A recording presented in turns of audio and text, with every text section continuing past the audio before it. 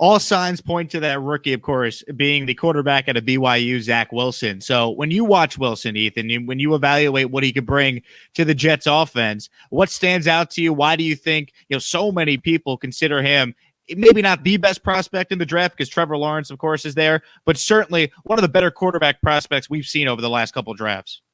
Well, I get the privilege each week to talk to Dane Brugler of The Athletic, who does a fantastic job breaking down each prospect. And what he was actually, I think, one of, if not the first person to have Zach Wilson as the second quarterback selected in the draft. He actually put that in a mock draft in October, and people were like, what are you talking about? Who is this guy? And since, it seems to be coming to fruition pretty well. And Dane, what he says in terms of Wilson is really the off-platform stuff and the accuracy throwing deep.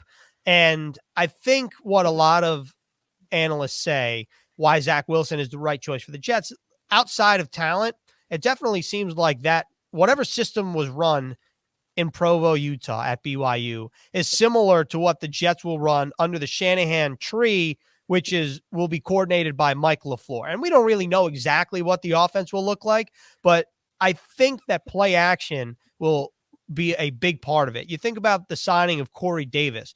He was fourth in the NFL last year in play action receiving yards, which is yards that come off of play action passes. The three receivers in front of him, Calvin Ridley, DeAndre Hopkins, and Stephon Diggs. Pretty good list to be on there. So when you marry Corey Davis with that, Zach Wilson, the ability to throw from any platform and be reliant on a run game and then take shots down the field and his accuracy down the field, I think those are the traits that you like in a quarterback. And obviously there are questions with Wilson, as there are with all the quarterback prospects. No quarterback prospect is perfect, and they're not finished products either. A lot of Zach Wilson's success in the NFL will be determined on his development by the team that drafts him. And in this case, what you're saying, let's say by the Jets. So that'll be Mike LaFleur, Robert Saleh, and the supporting cast around Wilson.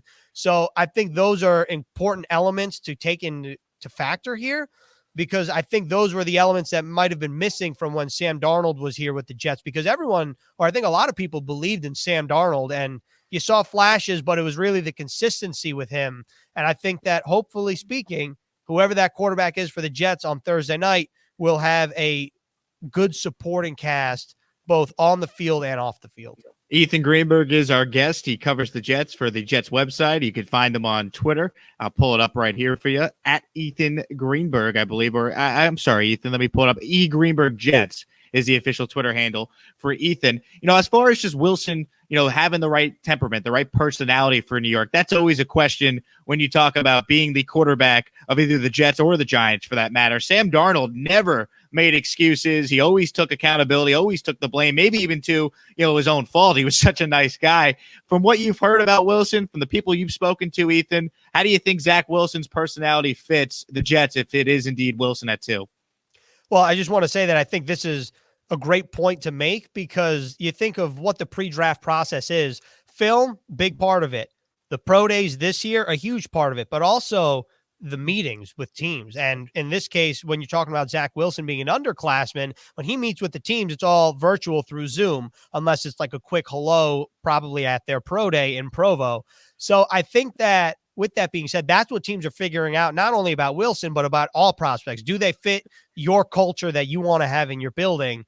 And I know that Zach Wilson has a baby face. Actually, Kirk Herbstreit on QB21 called him the baby face assassin.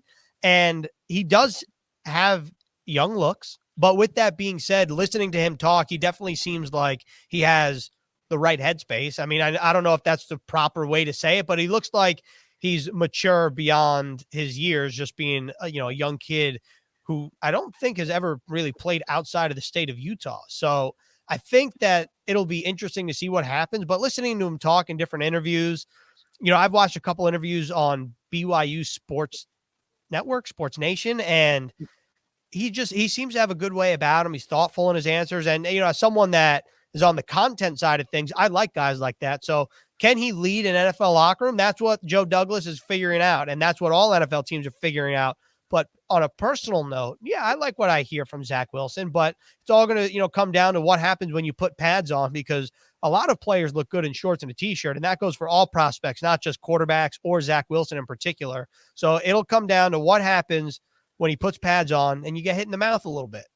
Content wise, both you and the other team reporter, Olivia Landis, you guys got to be asking Zach Wilson about his, Chipotle sponsorship. He already has You're a big Chipotle guy, aren't you? Huge Chipotle guy, Ethan. That's one thing that I think anyone who listens to my show or follows me on Twitter is well aware. Huge Chipotle guy. I see, Zach Wilson getting a Chipotle deal. As a Jet fan here, Ethan, I'm already in love with the guy. What do you think about he didn't put this in the order, but what are Jake Asman's thoughts on the tortilla on the side if you get a bowl? Is that a good move? Yeah, I mean, look, I'm all about maximizing your order, and if you're hungry, maybe the bowl doesn't do it for you. Even if you ask for a little extra rice, you go half chicken, half steak, which everyone knows they give you the same amount, so that's how you maximize the order. But tortilla on the side, I mean, that would be a great question to ask Zach Wilson. Does he go with the tortilla on the side when he's at Chipotle? I'm all about it. Well, yeah, I think it's a great question. And also, if you're counting calories, tortilla on the side, probably not a great move. But also, if you're an NFL athlete, you probably can afford the calories of a tortilla. That's right. Absolutely. So we've talked about Wilson likely being the pick at number 2. How about the rest of this draft? I mean, we mentioned it, at the top here. The Jets have 5 picks in the top 86, 10 picks in total. Looking at pick 23, Ethan, for the Jets, pick 23 of the first round. That's the pick they got from Seattle in the Jamal Adams trade. What is a dream scenario for the Jets with pick 23? The boring answer, unfortunately, Jake, is a really good player who's a starter. And whatever position that is the answer, because I was curious who Jets fans wanted, at least from a position standpoint at 23. So I put a poll out there on Twitter.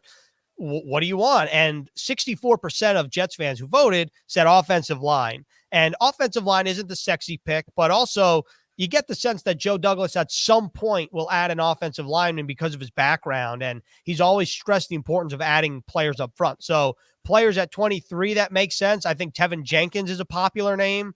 Elijah Vera Tucker, in terms of an offensive lineman, probably the dream scenario. Very likely he won't be there at 23, but also that's the dream scenario for fans and myself. Like, I don't know how Joe Douglas and his staff rate the tackles or rate the offensive linemen, but I will say that the depth of the offensive lineman group, speaking of Dane, both the inside and the outside of tackle, is pretty deep. So are there positions? This is what teams are figuring out. Like, one, how do you rank your players? 2, would you go best player available or need, and what's the tiebreaker? And at 23, the Jets could really go anywhere. And I think the 2 positions that I would be surprised would be interior defensive line and safety. And other than that, and quarterback and punter and kicker. But other than those, I think that really anything is on the table.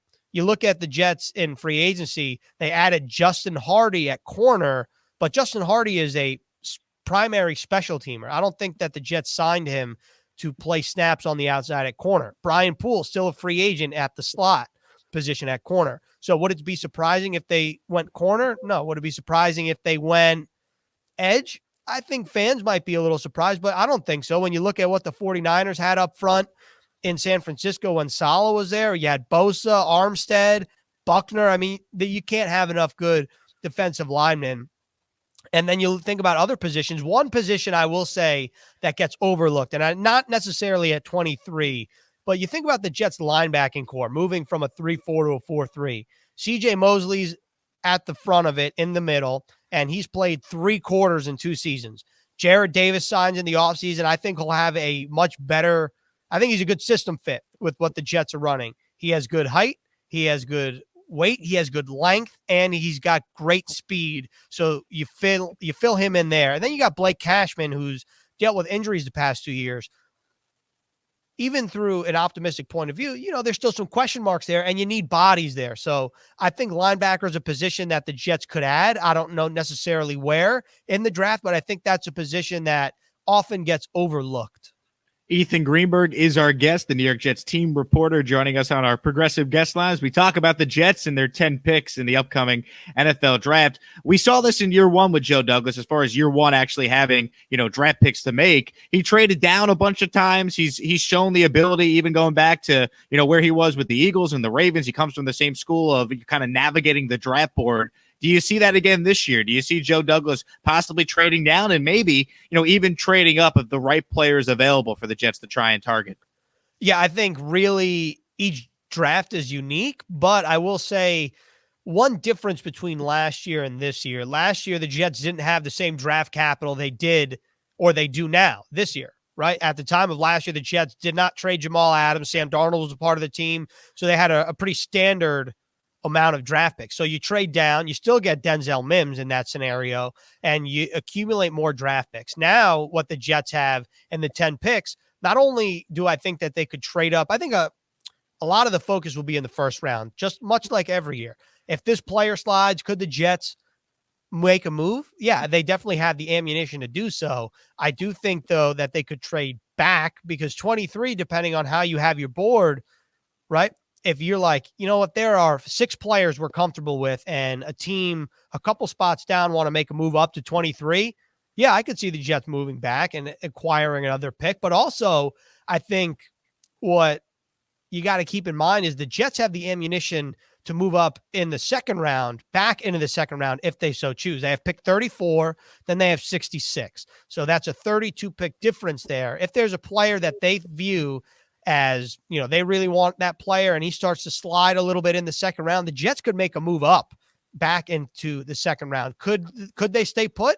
Absolutely. They have 10 picks. So I think that that's going to be the interesting part of all of this is how will Joe Douglas navigate this draft board with more capital in his pocket. Thanks for watching the full YouTube video. If you like what you saw, then please subscribe to my page for more content. Thank you.